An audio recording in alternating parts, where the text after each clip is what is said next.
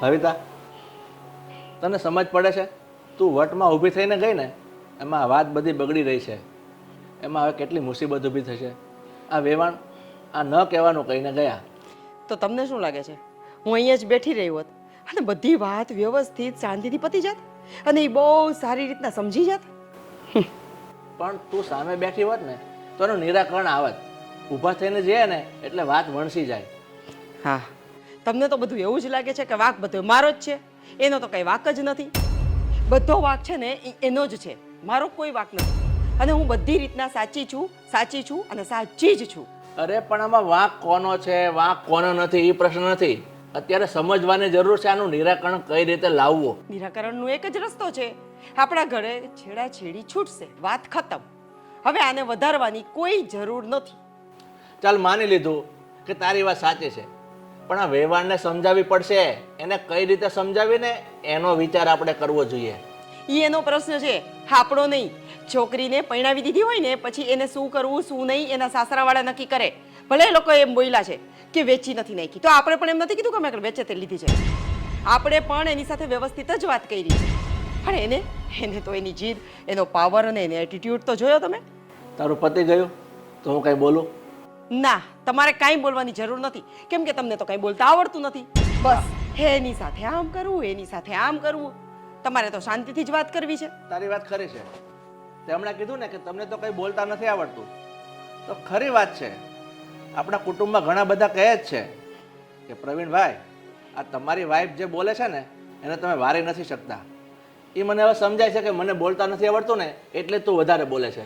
અને મને ખાલી બોલતા જ નથી આવડતું, પણ કરતા શું આવડે છે, શું નથી આવડતું એ બધી તમને ખબર જ છે. એટલે હું ખાલી બોલું જ છું, પણ શું કરવું ને તમને ખબર. એટલે તું શું કરવા માંગે છે એ કહીશ મને? મારે કાંઈ નથી કરવું.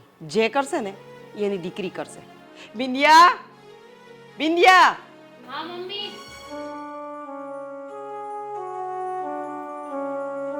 શું થયું મમ્મી? બેસ. જો બિંદિયા, તારા મમ્મી આવ્યા હતા એ તો તને ખબર જ છે.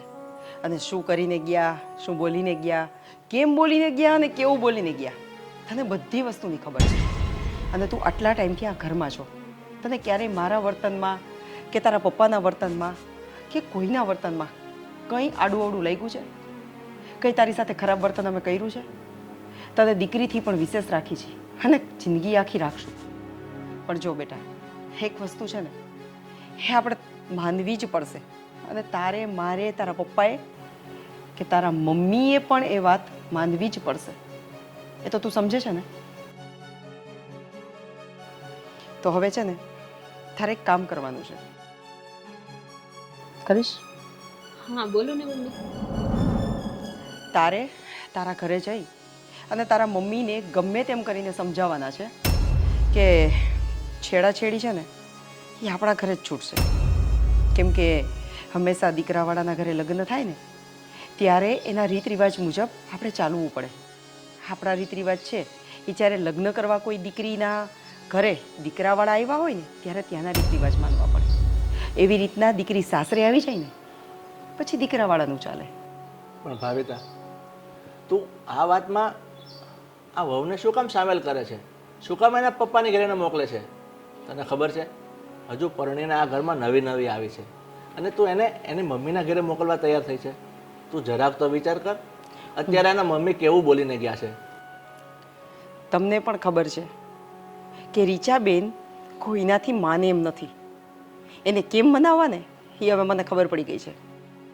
આપણે જાજુ તો એને ન કહી શકી કે એની સાથે ઝઘડો તો ન કરી શકી. અને કદાચ હું એમ કહીશ ને કે આપણો દીકરો જશે ને ત્યાં તો એને પણ એ પોતાની બાજુ જ ખેંચશે. એના કરતાં એક જ રસ્તો છે, એની ખુદની દીકરીને ત્યાં મોકલો અને એ એના મમ્મીને કઈ રીતના સમજાવવા એ જાણશે અને જાણે જ છે, તો એ કરી લેશે. કોઈ વાંધો નહીં, પણ બેટા તું તારા મમ્મીને ઘરે જાય ને તો જરા સમજી વિચારીને વાત કરજે તારા મમ્મી સાથે. કારણ કે તારા મમ્મીને ખોટું ન લાગે, કારણ કે તું એની દીકરી છે. એને એવું પણ ન થવું જોઈએ કે મારી દીકરી મારા વગું નથી બોલતી. અને ખ્યાલ આવે છે હું શું કહેવા માંગુ છું? હા પપ્પા. હા તો બસ અત્યારે જ તું જા અને તારા મમ્મીને સમજાવ કેમ કે વાત અત્યારે વણસી છે ને તો સાથે સાથે વણસવા જ દે. કેટલે સુધી પહોંચે છે ને એ પણ હવે જોઈ લઈ. અરે પણ તું એવું શું કામ કહે છે વાત વણસી ગઈ ને હજુ વણસશે? આ રીતે આ વહુની સાથે વાત કરાય? તો કઈ રીતના કરું તમે કહેશો? ચાલો એક કામ કરો, હવે હું બોલવાનું બંધ કરું છું. બાકી શું કરવું, કેવી રીતના કરવું, કેમ કરવું અને ક્યાં કરવું એ તમે સંભાળો. કેમ કે એટલી તો હવે તમને ખબર પડી જ ગઈ છે કે આ વસ્તુ થશે તો અહીં, બાકીનું સંભાળો. મમ્મી પપ્પા, તમે લોકો આ બાબતને લઈને શું કામ ઝઘડો કરો છો?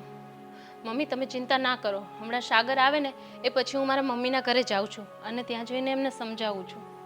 બેટા, આ તારી મમ્મી તો હવે નહીં બોલે. તને તો ખબર છે ને કેટલી જિદ્દી છે.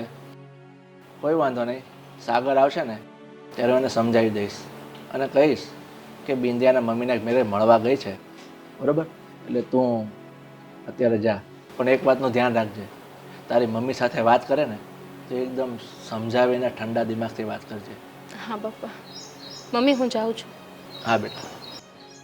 જય શ્રી કૃષ્ણ પપ્પા. જય શ્રી કૃષ્ણ. જય શ્રી કૃષ્ણ મમ્મી.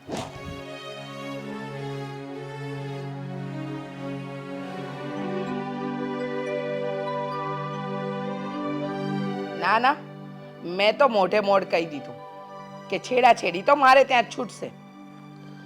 હા, આમ પણ થોડી વાયડાઈ તો છે જ મારા વેવાણમાં. એ તો લગ્ન વખતે જ ખબર પડી ગઈ હતી, પણ એને ખબર નથી ને કે એનો પાલો મારી સાથે પડ્યો છે. હા, તું જરાય ચિંતા નહીં કરને સરલા, હું બધું જ સંભાળી લઉં એમ છું. હા હા, કઈ વાંધો નહીં.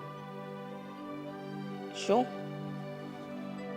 એના વિશે તે જે સાંભળ્યું હશે ને એ સાંભળ્યું હશે, પણ તને ખબર નથી ને કે હા મારી દીકરી શીતલની છેડાછેડી મેં અહીંયા જ છોડી હતી, તો પછી હું નાની દીકરીની છેડાછેડી શું કામ એની સાસરીમાં છોડાવું?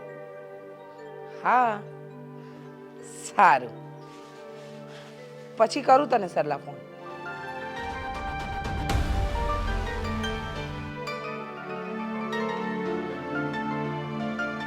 બિંદિયા, તું અહીંયા? અને હા શું સામાન સાથે? વાત શું છે? બોલ ને. હા મમ્મી, મારા સાસુએ મને તમને સમજાવવા મોકલી છે.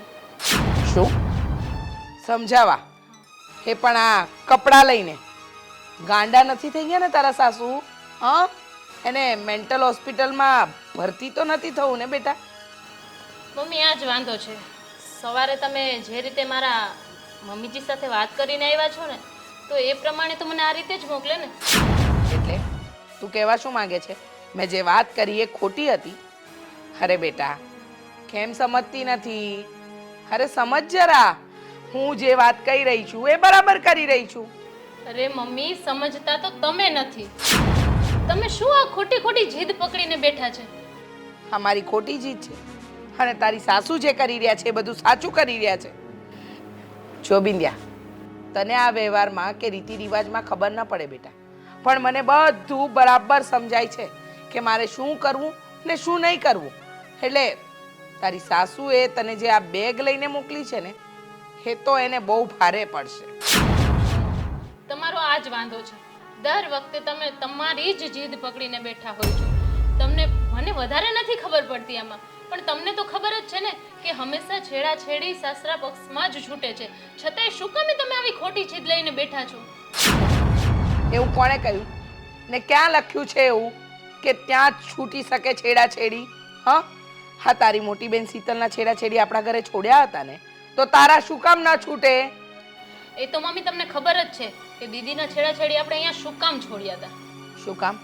હા, હવે એમ કહીશ ને કે જીજુના ઘરે કોઈ હતું નહીં, એકલા હતા, એટલે આપણે એ બધી રીતિ રિવાજ આપણા ઘરે કરવા પડ્યા એમ ને? હા, મારે આ વાત નથી સાંભળવી. હા, છેડાછેડી તો તારા આ ઘરમાં જ છૂટશે.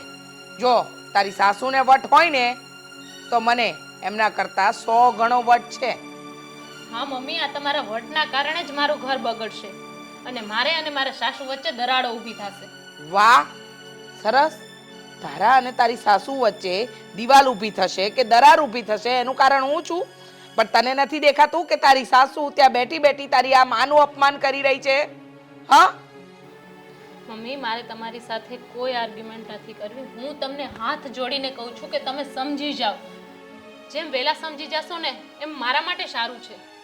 હું નહીં સમજુ અને હવે તો તારી સાસુને બતાવીને રહીશ કે કેટલા વિશે 100 થાય. તારી સાસુને એમ છે ને કે વટમાં ને વટમાં વહુને મોકલી આપી, તો હું પણ જ્યાં સુધી એ નમતું નહીં જોખે ને તને આ ઘરમાંથી નહીં જવા દઉં. જો હવે તું વધારે પડતું ન વિચાર અને આરામ કર. આવા લોકોના તળિયા ચાટવાની કોઈ જરૂર નથી, સમજી ગઈ?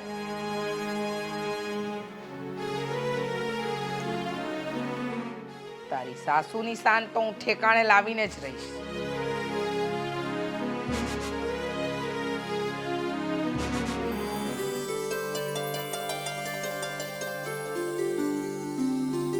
ભાવિતા, તું આ મોબાઈલ મૂક, આપણે શોપિંગમાં જવાનું છે, તને ખબર નથી?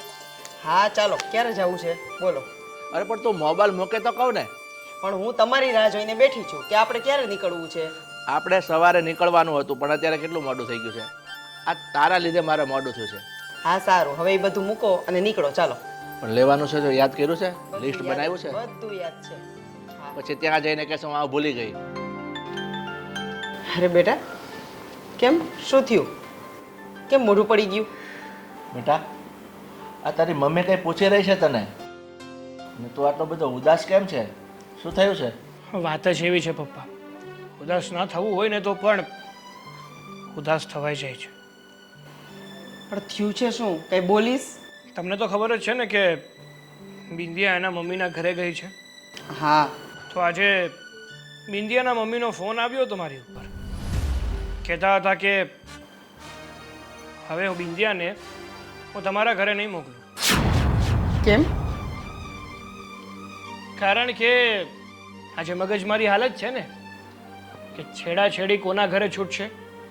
એ એવું કહેવા માંગે છે કે જો છેડાછેડી એમના ઘરે છૂટશે ને તો જ એ બિંદિયાને આપણા ઘરે મોકલશે, અને જો છેડાછેડી આપણા જ ઘરે છોડવાની હોય ને તો એ બિંદિયાને મોકલવા માટે તૈયાર નથી. અરે આ રીચાબેન સમજતા કેમ નથી? એને કઈ મગજ જેવું છે કે નહીં? દીકરીના લગ્ન કરાવી દીધા પછી દીકરીને ભૂલી જવાની હોય. એના બધા રીતિ રિવાજો જ્યાં સુધી સાસરા પક્ષમાં થતા હોય ત્યાં સુધી સાસરા પક્ષમાં જ થાય. પણ એને તો કઈ સમજવું જ નથી. તારી વાત ખરી છે કે જે રીતિ રિવાજ સાસરા પક્ષમાં થતા હોય ને એ કરવા પડે, પણ સામેની વ્યક્તિ જો ન સમજતી હોય ને તો પછી થોડુંક આપણે સમજી જવાય. પણ આમાં શું સમજી? અરે બીજી કોઈ પણ બાબત હોય ને તો હજી આપણને થોડુંક સમજાશે, પણ આ વાત એને આટલી વાતે એના મગજમાં નથી ઉતરતી તો આ માણસ કેવી હશે? મારાથી તો જાજુ છે ને બોલવું નથી, પણ જો બોલાઈ જશે ને તો સાવ સંબંધ બગડી જશે. આ વાત ખોટી છે. આપણે સંબંધ બગાડવાનો નથી, સંબંધ સુધારવાનો છે. હજુ આપણા દીકરાના લગ્ન થયા એને કેટલો સમય થયો? આ મહિનો સવા મહિનો. એને એટલી ખબર ન પડે કે છેડાછેડીના રિવાજ સાસરા પક્ષમાં ન હોય તો શું માવતર પક્ષમાં હોય? જો મમ્મી, હું વધારે નહીં કહું. હું તો માત્ર એટલું કહેવા માંગીશ કે આ તમારા બંનેના ઝઘડામાં તમારી જિંદગી બરબાદ થઈ રહી છે. ચલો માની લીધું કે મારા સાસુ સમજવા માટે તૈયાર નથી, તો જવા દો ને. તમે નમતું મૂકશો તો શું ફેર પડશે? બેટા, આમાં મારે નમતું મૂકવાનું જ ન હોય. કેમ કે હું બધી રીતના સાચી છું અને તું મને એકને નહીં, દુનિયામાં કોઈ પણ જગ્યાએ જઈને પૂછી આવ, બધે આ જ રીત રિવાજ હોય. એ તારી સાસુનો જો આ ઘમંડ છે ને, જે આ પાવર છે કે જે એની જીદ છે ને, એ સાવ ખોટી છે અને આ બાબતમાં તો હું નહીં જ માનું. તો આમાં શું થવાનું છે? જો તમે તમારી જીદ પકડી રાખશો, એ એમની જીદ પકડી રાખશે ને તો સમય જતા અમારા બંનેના છૂટાછેડા થશે. તો આવા શબ્દ નહીં બોલ. અને ભાવિતા, એક વાત તો સમજવા જેવી છે, તમે બંને વેવાણોની જીદ પર અડી રહેશો ને તો એકંદરે શું થશે એને ખબર છે? આ છોકરો બોલે એવું થઈને ઊભું રહેશે અને પછી સમાજમાં આપણી જ બદનામી થશે કે હજુ સવા મહિનામાં લગ્ન થયા અને તરત છૂટાછેડા થયા. પણ તમે એક વસ્તુ સમજો, રીત રિવાજ ક્યારે બન્યા હશે? મજા આવે એ લોકો તો રીત રિવાજ બનાવતા નહીં હોય ને કે ચાલો મજા આવી, અહીંયા આ વસ્તુ કરી નાખો, આ મજા આવી આ વસ્તુ કરી નાખો. રીત રિવાજ એટલે માતાજી, સુરા, પુરા કે કોઈ પણ હોય એના દેવને જે થતું હોય એ જ કરવાનું હોય. અને મને મારા છોકરાનું ઘર બચાવવું છે, અરે એટલે જ કહું છું, ઘર બચાવવું હોય ને તો તું થોડુંક નમતું લઈ લે, તો આપણે કઈ નાના નહીં થઈ જઈએ. આમાં નાના મોટા થવાની વાત નથી. એને કદાચ કરિયાવરની વાત કરી હોત, એને કદાચ દીકરી કે દીકરાની બીજી કઈ વાત કરી હોત તો હું બધું માન્ય રાખત. પણ આ મારા રીત રિવાજની વાત છે. મારા સાસરામાં મારા રીત રિવાજ પ્રમાણે હું ચાલી છું, તો મારો છોકરો પણ એની જે વહુ લઈ આવે ને એને એ જ રીતના ચાલવું પડશે. અને આ બધી વાત છે એ વર્ષોથી ચાલી આવે છે. બેટા હવે તું સમજાવ તારી મમ્મીને, કારણ કે આને સમજાવે ને એ મારા હાથની વાત નથી. જો હું પણ બીજું તમને કાંઈ કહેવા નથી માંગતી. રીત રિવાજ છે એટલે આપણા જે કુળની વાત ચાલુ છે એ જ રહેશે. અને આમાં કંઈક આડાહોડું થયું અને મારા દીકરાનું ઘર ભાંગ્યું ને એ મારાથી નહીં પોસાય. પણ તું એક જાડો રીતિ રિવાજ. અરે આપણને ખબર છે કે રીતિ રિવાજ શું છે, પણ સામેની વ્યક્તિ નથી સમજતી તો આપણા છોકરાની જિંદગીનું જોવું પડે. તને ખબર છે આ હમણાં શું બોલી ગયો? હા તો આપણે એને પણ સમજાવી શકીએ ને. સારું, તમારે જેમ કરવું હોય ને એમ કરો. તમને જેમ મજા આવે ને એમ મજા લો. કારણ કે આમ પણ તમને તમારા દીકરાના આંસુ તો કઈ દેખાતા નથી. અરે દીકરાના આંસુ જોવા છે ને આ છોકરો હજી કાલ પૈણીને આવી છે બાયડી. બસ એના પક્ષમાં થઈ જવું છે. માં કે છે એ બધી વસ્તુ ખોટી. હું એનું ઘર બચાવવા માંગુ છું, ભંગાવા નહીં. ભાવિતા, હું તારી વાત સમજી શકું છું, પણ તું અત્યારે આપણા દીકરા સામું જો. તે જોયું અત્યારે આપણે ગુસ્સો કરીને નીકળી ગયો. અરે એના મગજ પર શું વીતતી હશે, એના દિલ પર શું વીતતી હશે, એનો તો વિચાર કર. મેં બધો વિચાર કર્યો છે. એને ખોટું લાગશે કે દુઃખ લાગશે, બે ઘડી લાગશે, પણ એની આખી જિંદગીનો સવાલ છે. તમને ખબર છે ને આપણા કુટુંબમાં આવા ઘણા બનાવ બની ગયા છે કે આપણા સુરાપુરાનું કામ ન થયું હોય અથવા તો માતાજીનું કંઈ કામ ન થયું હોય તો એનું શું ધનોત નીકળે છે. એની સાસુ છે ને 2 દિવસ ઉપાડા માંડશે, ત્રીજે દિવસે છાનુમુની લપચપ કર્યા વગરની અહીંયા આવશે. તમારે જોવું હોય ને તો જોઈ લેજો. ઠીક છે, તને યોગ્ય લાગે ને એમ કર, બાકી તને સમજવામાં તો હવે નાનો પડું છું.